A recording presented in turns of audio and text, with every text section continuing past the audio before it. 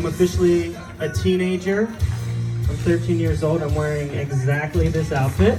I was cleaning out my childhood home recently, and I came across these old school skater shoes. They still fit. I never skateboarded. I wanted to. So it's 2005. I'm officially a teenager, and the only thing more exciting than the 7 hairs that I found under my armpit are that my rock and roll trio is about to audition for the middle school talent show. Oh shit. We call ourselves the Crash Pillows. Thanks, band name generator, for the suggestion. So good. And we had been rehearsing Green Day's magnum opus, The Jesus of Suburbia, for months. Now, originally this song is about 10 minutes long. Now, I knew that we weren't going to be able to perform all 5 movements of it, so we decided that we would just play movements 1 and 2, Jesus of Suburbia and the City of the Damned. And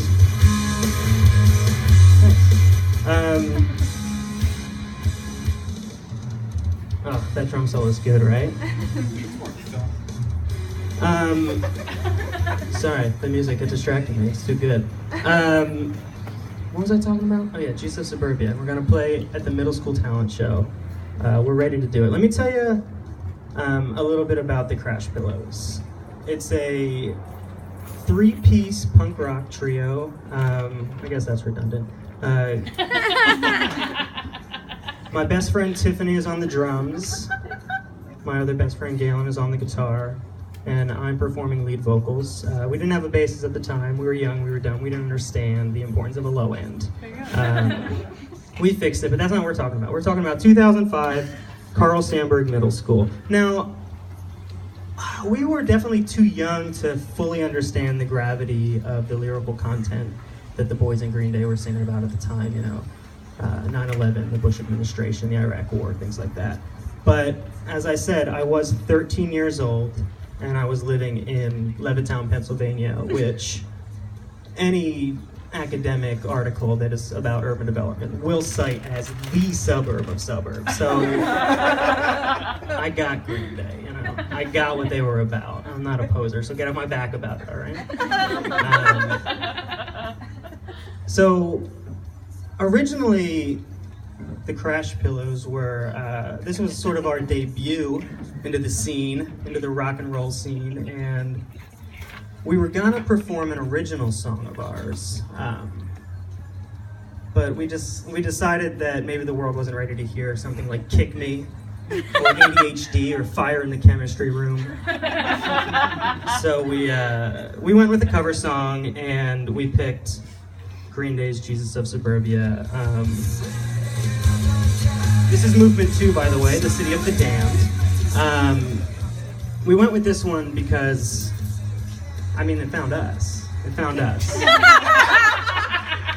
And so it's the last Friday in March. I have a really good memory. And it's after school hours, and it's time to audition. Everybody's all gathered around with their acts and their tools for the gig, and we're all in the auditorium, and we're handed a sheet of paper where we fill out our names and our act, you know, what we're going to be doing. And on the reverse side of the paper, it has a list of some of the guidelines that we need to follow in order to be admitted into the show.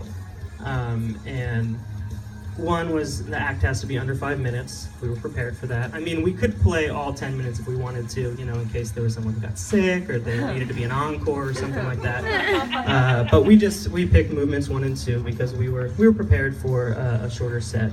But rule number 2 was a little bit more tricky because it had to be middle school age appropriate. You know, nothing sexually suggestive or violent, and no curse words. And I don't know if you know anything about punk rock music, but it's not necessarily PG-13.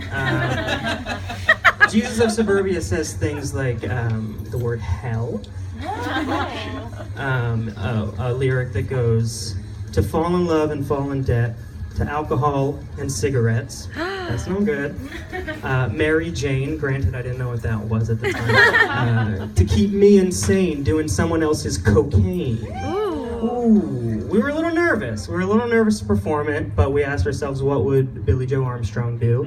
And we said, fuck it, we're punk rock, we're gonna do it anyway. And we did, and it rocked. It rocked so hard that the person who went on after us doing yo-yo tricks, I'm pretty sure dropped out of school. And we nailed it. I mean, my stiff upper lip was perfect. The drum solo was perfect. The guitars were perfectly distorted. And we were told at the end of the audition that we'd hear back within a week if we got in. Now, during this week, we thought of all the options. We get in, no problem. We don't get in because of the profanities that we say. We get in, but we have to alter the lyrics a little bit. Or we get in, this is my favorite. We get in, we have to alter the lyrics, but day of the show, we just do it anyway, because that's punk rock. So that was what I was anticipating. I'm like, we're gonna get in. That was such a good audition. They might make us not say cocaine, not a big deal. I'll say something else, but I won't. Tiffany, our drummer, she probably had the most punk rock attitude of it all because she just didn't give a shit if we played at all. And Galen, the guitarist, was so worried. He was like, we're not gonna get in. It says right here on Rule 2, no cursing, and we did a lot of that. You said so many curses up there. We're not gonna get in. And he was really working himself up into a panic. So March ends, a week goes by.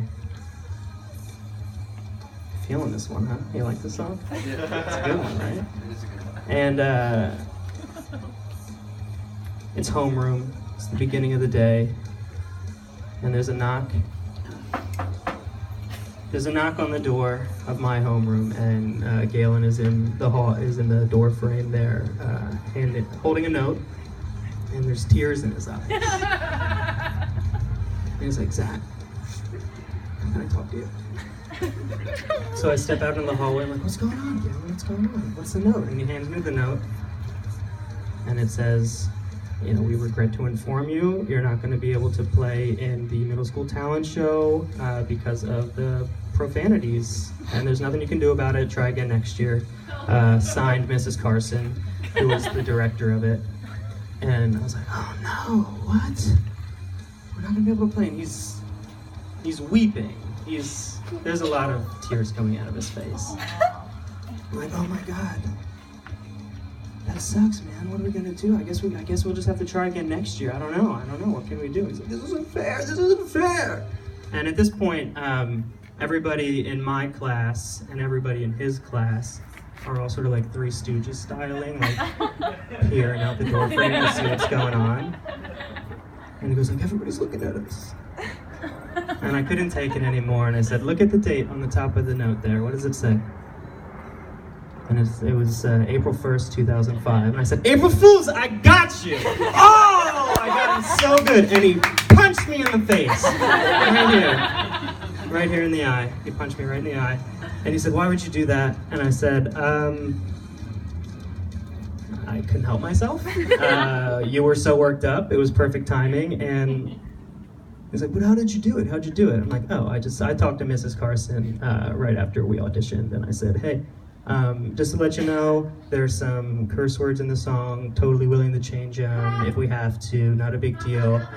And she was like a total hippie. She was always having acid flashbacks from her time at Woodstock and stuff like that. And she was like, I don't care, it's fine, whatever, man. And I said, oh, could you do me a favor then?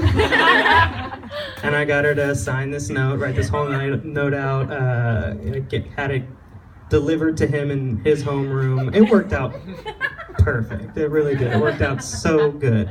And you know, music, this show, music and adolescence, music is such an important part of everybody's formative years. And I played with Galen and Tiffany in a band for, 15 years after that. for such a long time. They were my best friends, and we could probably still play Jesus of Suburbia if we got together and did it. I know we could. We definitely could. But we outgrew Green Day and that sort of style of music, you know, as people are wont to do. Some people. But looking back, like in preparing for this show, I realized that I never outgrew being a little prankster. I never outgrew it. I'm right here now trying to joke around with you folks, so I guess I never grew out of it. Can you hit that song from the top one more time? Hell yeah. And everybody can sing it. Come on, I know you know it. I felt like the Jesus of Suburbia. I'm the son of rage and love, the Jesus of Suburbia, the Bible love, none of the above. Understand? You know the next lyric? I was gonna make you do it. Alright, that's all I'm gonna do. That's all I'm gonna do.